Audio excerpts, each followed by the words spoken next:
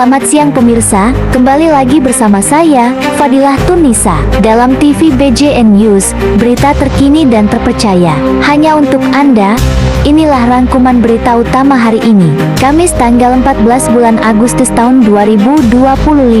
Kami awali dengan perkembangan kasus korupsi proyek pembangunan gedung BPSDM Kalimantan Utara. Kejaksaan Tinggi Kaltara telah menetapkan 4 tersangka dalam kasus yang merugikan negara sebesar 2,3 miliar rupiah.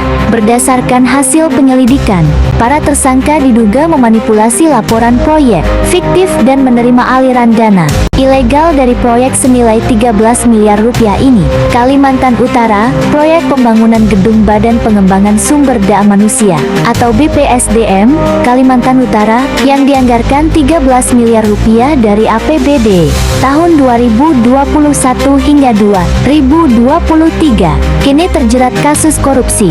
Kejaksaan Tinggi atau Kejati Kaltara telah menetapkan 4 tersangka setelah melalui serangkaian penyelidikan. Garis waktu perkembangan kasus awal tahun 2025. Kasus mulai diselidiki oleh Kejati Kaltara. Penyelidik segera melakukan penggeledahan di kantor Dinas Pekerjaan Umum, Penataan Ruang, Perumahan, dan Kawasan Permukiman atau Depanjangu Panjang Perkim Kaltara dan memeriksa setidaknya 8 saksi. April hingga Mei 2025. Penyidikan semakin intensif. Kejati mulai mengusut dugaan adanya aliran dana proyek ke rekening pribadi. Dari pemeriksaan terhadap 34 saksi, ditemukan adanya dana lebih dari 1 miliar rupiah yang mengalir ke rekening pribadi. Agustus 2025, setelah mengumpulkan bukti yang cukup, termasuk hasil audit dari Badan Pemeriksa Keuangan atau BPanjangka, Kejati Kaltara mengumumkan penetapan 4 tersangka. Audit BPK menemukan kerugian negara yang signifikan, yaitu sebesar 2,3 miliar rupiah.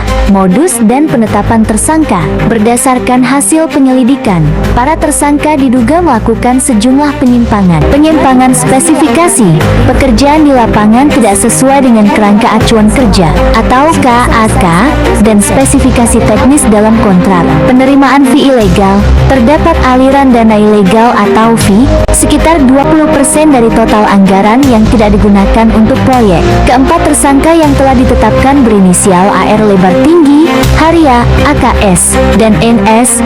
Salah satu dari mereka dikabarkan merupakan aparatur sipil negara atau ASN yang telah mengajukan pengunduran diri.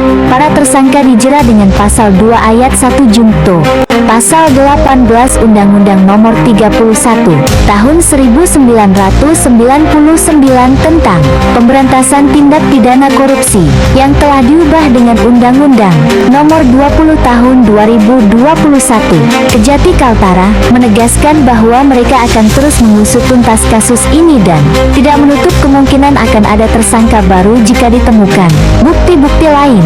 Pemerintah Provinsi Kaltara melalui Gubernur menyatakan dukungan penuh terhadap proses hukum yang berjalan. Pemirsa, berita tadi sekaligus mengakhiri perjumpaan kita malam ini. Saya, Fadilah Tunisa, mengucapkan terima kasih atas perhatian Anda dalam BJN News. Sampai jumpa di lain kesempatan dan selamat melanjutkan aktivitas Anda. Sampai jumpa.